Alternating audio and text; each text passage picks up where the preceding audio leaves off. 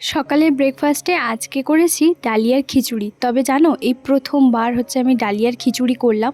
বাড়িতে থাকা কয়েকটা সবজি ছিল, তার মধ্যে ছিল বরবটি, গাজর আর তোমার আলু। এই কয়েকটা সবজি তোমার দিয়েছি। আর তার সঙ্গে তোমাদের দাদাভাইকে দেব এই যে শসা আর একটা ডিম সেদ্ধ।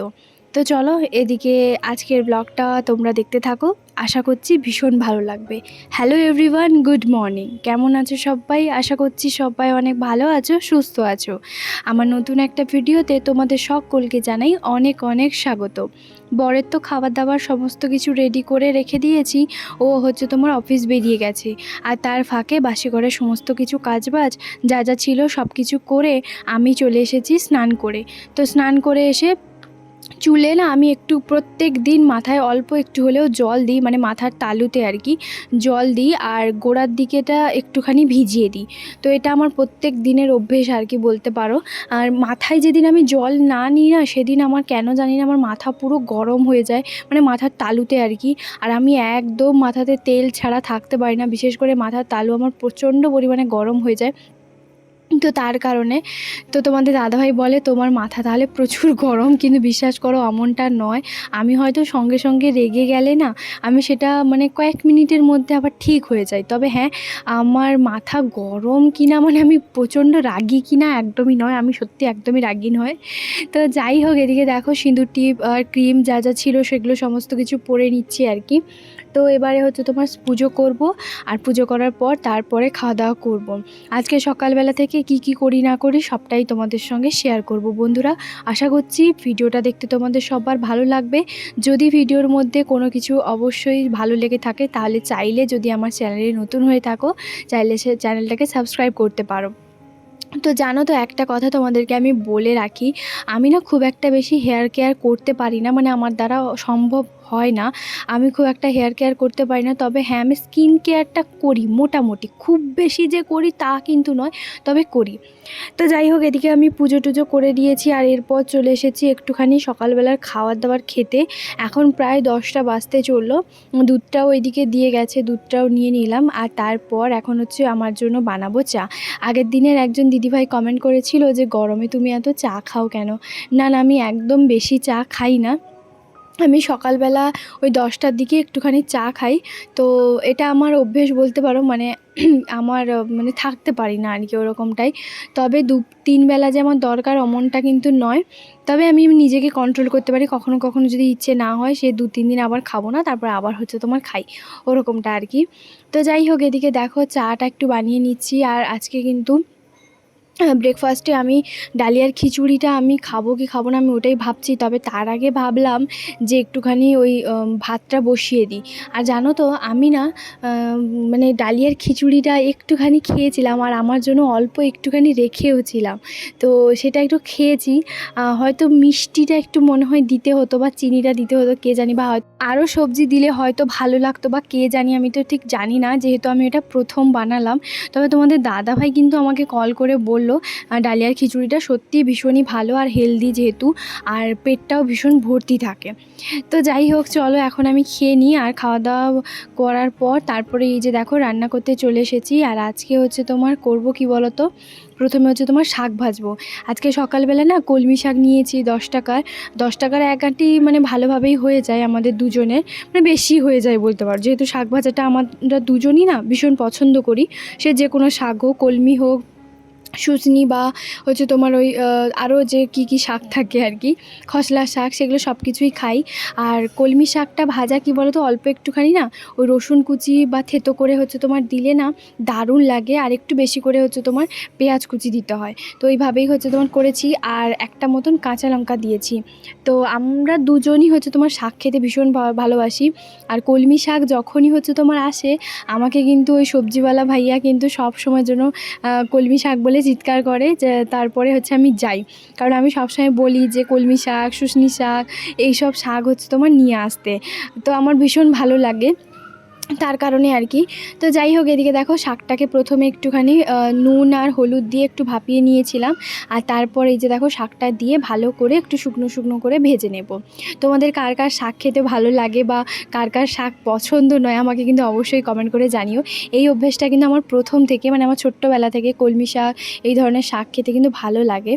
তো যাই হোক, এদিকে দেখো তোমাদের সঙ্গে গল্প করতে করতে শাক ভাজাটাও হয়ে গেছে। এদিকে ঢেলে নিয়ে ভালো করে হচ্ছে তোমার কড়াইটাকে ধুয়ে আবারও কিছুটা তেল দিয়ে আজকে হচ্ছে তোমার রান্না করব এখন কি বলতো, ওই সজনে ডাঁটা আলু আর কুমড়ো দিয়ে ঘন্ট। এই তরকারিটা আমাদের বলতে পারো ভীষণ পছন্দের। আর আজকে বহুদিন পর কুমড়ো নিয়েছি। কেন জানো তো? কারণ সত্যি বলতে কি বলতো, তোমাদের দাদাভাইকে ডক্টর বলেছিল যে কুমড়ো খেতে না, তবে প্রায় 3-4 মাস হয়ে গেছে ও খায়নি। আর 4 মাসে একবার খেলে এমন কোনো অসুবিধে নেই। তো তোমাদের দাদাভাই বলেছিল নাও, কোনো অসুবিধে নেই, আমি খাবো। তো সেই কারণে হচ্ছে তোমার নিয়েছিলাম। আর সজনে ডাঁটা আলু কুমড়ো দিয়ে ঘন্ট করব। এদিকে হচ্ছে তোমার মানে বসিয়ে দিয়েছি। আর এদিকে দেখো আমি আলু আর ডিমটা সেদ্ধ করতে বসিয়ে দিয়েছিলাম প্রেসার কুকারে। আলু ডিমটা আমার সেদ্ধ হয়ে গেছে। আজকে করব ডিমের ঝোল। আজকে মাছ আনতে আমি না বলেছি, তো ডিমটা হচ্ছে তোমার ও কালকে সন্ধেবেলা নিয়ে এসেছিলো আর কি। তো সেই জন্য আমি এখন হচ্ছে ডিমটা সেদ্ধ করতে বসিয়ে দিয়েছিলাম। একটু নুন আর অল্প একটুখানি সাদা তেল দিয়ে দিয়েছিলাম। আর জানো তো, যখনই আমি ডিম সেদ্ধ করি তখন আলুটাও হচ্ছে তোমার দিয়ে দিই, একসঙ্গে ভালোভাবে সেদ্ধ হয়ে যায়। তো আলাদা করে আর সেদ্ধ করার দরকার নেই, মানে ভেজে আর সেরকম করে করতে হয়নি। তো যাই হোক, এদিকে না আমার একটুখানি চাটা একটু ছিল, তাই আমি ভাবলাম একটুখানি খেয়ে নিই, ফেলবো কেন এরকমটাই। তো আবার কিন্তু কেউ কমেন্ট করো না যে আমি বেশি করে চা খেলে, মানে আনা একটুখানি আজকে থেকে গেছিলো বলেই তার জন্য আবারও হচ্ছে রান্না করতে করতে মাঝখানে হচ্ছে তোমার খাবো বসে, যতক্ষণ এই আলু কুমড়োটা মানে সেদ্ধ হতে সময় লাগে আর কি। তো যাই হোক, এদিকে চলো একটুখানি চা খেয়ে নিই। আর হ্যাঁ, এতটাও কিন্তু আমাদের এখানে গরম নেই, মানে গরমটা ছিল, তবে যেহেতু এই কয়েকদিন হলো বৃষ্টিটার জন্য না ঠান্ডা ওয়েদারটা আছে। তো তার কারণে হচ্ছে এখন মানে খাওয়াই যেতে পারে। তো তার জন্য আর কি, চলো এখন ঝটপট রান্না করে নিই। আর রান্না করা আমার প্রায় হয়ে গেছে সমস্ত কিছু।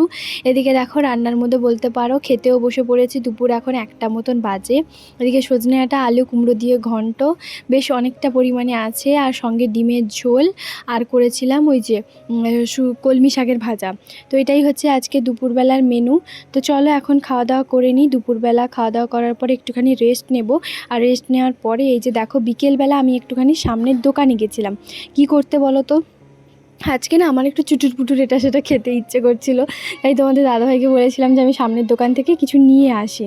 তো তার জন্যই হচ্ছে এই যে দেখো আমি হচ্ছে আনতে গেছিলাম। তো সেখান থেকে নিয়ে এসেছি। আর যে ছোটো ছোটো যে কাজুর যে প্যাকেটগুলো হয় না, মানে কাজুর যে নিমকিগুলো হয়, তো সেগুলো হচ্ছে তোমার নিয়ে এসেছি 1 প্যাকেট 40 টাকা দিয়ে। আর 2 প্যাকেট কেক নিয়ে এসেছি এই বিকেলবেলার টাইমে খাবো বলে, কারণ সেই তো কখন খেয়েছিলাম, এখন প্রায় সন্ধে নামতে চললো। তো তার জন্যই হচ্ছে এখন এই যে খাচ্ছি দুজন মিলে।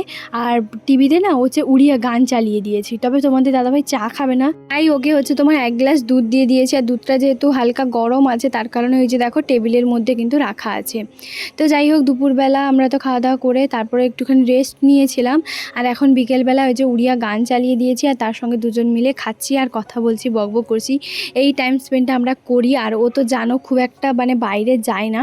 তো আর যখন হচ্ছে তোমার যায় ওই কিছু কেনাকাটা, মানে যদি থাকে কোনো কিছু, দেখতেই থাকো তোমরা, যে শপিং করে নিয়ে আসে, শপিং বলতে পারো ওই যে গ্রোসারির কিছু নিয়ে আসে আর কি। নাহলে সেরকম খুব একটা যায় না। আর আমাকে বেরোতে বললে না আমার খুব, মানে শীতকালেও আমি খুব একটা বেরোতে চাই না, ঠান্ডার মধ্যে গরমেও আমি বেরোতে চাই না, ভ্যাপসা আর কি। তো তারপরে এই যে দেখো আজকে যেহেতু রামনবমী, তো আমাকে না আজকে অনেক করে হচ্ছে লেগেছিলো। কিন্তু বিশ্বাস করো দুপুর বেলা থেকে কারেন্ট ছিল না, ওই কয়েক মিনিটের মধ্যে কারেন্ট এসেছিলো। যে কয়েক মিনিট ওইটা খাচ্ছিলাম আর কি। তারপরে তোমাদের দাদাভাইকে আমি বললাম তুমি এই রামনবমীর দিন এই হচ্ছে তোমার শার্টটা পরো। তোমাদেরকে বলেছিলাম না, দেখিয়েওছিলাম যে এটা হচ্ছে তোমার নতুন কিনেছে। তো সেটা এখনও পর্যন্ত পরা হয়নি, ও পরবে না কিচ্ছুতেই। তাই আমি বললাম পরো, কোনো অসুবিধা নেই, তুমি পরে যাও না, আমি না গেলাম তো কী হয়েছে। তবে বলছে যে আমি তাহলে মেলাতে যাব না। আসলে এখানে একটা মেলা হয় জানো তো, দুর্গা মন্দির ওখানে মেলা হয় রামনবমীতে। তবে কি জানো তো, এখানকার মেলা না আমার খুব একটা ভালো লাগে না। কেন বলছি জানো তো, কারণ সেরকম কিচ্ছু নেই। আর তো মন্দিরে আমি আগে গেছি বহুবার, আর এবার সত্যি কথা বলতে আমার কেন জানি না ইচ্ছেও হচ্ছিল না যে দুপুর মানে দুপুরবেলা থেকে সেই কারেন্ট ছিল না, মানে এত গরমের মধ্যে আবার যাব, তো তার কারণে আমি যাব না। আমি বললাম যে বসি, ঘরে বসি, তুমি হচ্ছে মানে যাও আর কি। আর ও বলছে তাহলে আমি মেলা আর যাব না, আমি এমনি তাহলে দোকানে যাব একটুখানি, মানে মলে যাবে আর কি ও, সঞ্জয় ভাইয়া। তো এই যে দেখো রেডি সেডি হয়ে এখন যাচ্ছে। আর চলো এখন দেখাই তোমাদের আমার কি অবস্থা। আমি সন্ধে টন্ধে দিয়ে দিয়েছি জানো তো। আর সন্ধে টন্ধে দেওয়ার পরে আমি এই যে একটুখানি ছাদে এসে বসছি, কারণ কারেন্ট আসবে প্রায় 11:45। কারণ আগের বছরও না আমি মেলা গেছিলাম, এখানে আমি যত বছর ছিলাম তত বছরই কিন্তু মেলা গেছি এই রামনবমীতে। তবে একটা কি হয় বলো তো, ওই যে মেলা তো যাই, মেলা থেকে আসার পরে না কারেন্ট থাকে না, সেই ব্যবসা গরমে সে ঘরের মধ্যে যেন ঢোকা যাবে না, মানে দম বন্ধ হয়ে যায় এইরকম ব্যাপার। তো তার কারণে আমি যাই না। আর তোমাদেরকে তো দেখিয়েছি এখানকার মেলা কেমন হয় আর কি। আমাদের ওখানে যেরকম মানে একটু 10-15 মিনিটের মেলাতেও যেন হাজার একটা দোকান থাকে, একটা আলাদাই একটা যেতে ভালো লাগে, আমার ভালো লাগে না। তো এই যে দেখো বেচারা কি নিয়ে এসছে দেখো, আসলে যে ব্যাগটা ছিল ওই ব্যাগটা সঞ্জয় ভাইয়া যাবে বলে নিয়ে চলে গেছে ওই ব্যাগটা, তার জন্যই হাতে করে এই যে কিছু কিনে নিয়ে এসছে, দাঁড়াও তোমাদেরকে দেখাচ্ছি। আর এখানে আমাকে বললো যে কারেন্ট নেই, তুমি অন্ধকারে রান্না করতে হবে না তোমাকে, আমি খাবার নিয়ে চলে আসবো। তো আমি বললাম ঠিক আছে। তো তার জন্য হচ্ছে চাউমিন আর এগরোল এগুলো হচ্ছে তোমার নিয়ে এসছে।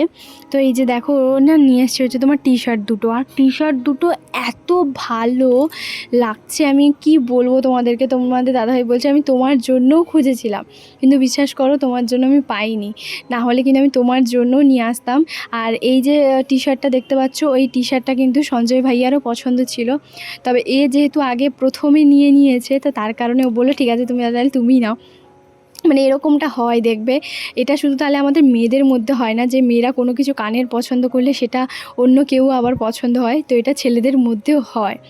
তো যাই হোক ওদের সঙ্গে তো প্রায় এরকম হয়, ও যদি কোনো কিছু একটা জিন্স প্যান্ট হচ্ছে তোমার দেখে সে আবার হচ্ছে তোমার বলে। আর এই যে দেখো তোমাদের দাদা আমাকে বিল দেখাচ্ছে যে দেখো আমি এই হচ্ছে তোমার এই শার্টটা এইটার দাম, আমার তুমি ওকে বিল দেখানোর কী আছে, আমি কি তোমাকে কিছু বলেছি? মানে ও নিজের জন্য যদি কিছু নিয়ে আসেন আমাকে বলে যে দেখো আমি কিন্তু কম পয়সায় নিয়ে এসেছি, এটা নিয়ে এসেছি, ও ভাবে কি হয়তো আমি কোনো কিছু হয়তো খারাপ ভাববো বা কিছু, কিন্তু বিশ্বাস করো এমনটা কিচ্ছু না, আমি কিচ্ছু ভাবি না। কেনই বা ভাববো বলো, ও তো আমাকে যথেষ্ট পরিমাণে জিনিস দেয়।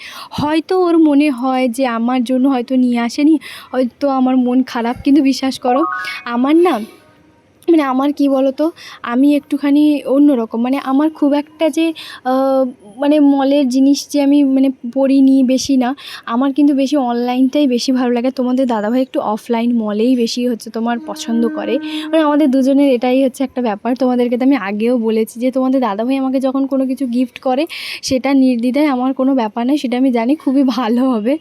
তো তার জন্য আর কি, আর আমি যেগুলো হচ্ছে তোমার অর্ডার করি হয়তো দু একবার পড়লাম তারপর ব্যাস।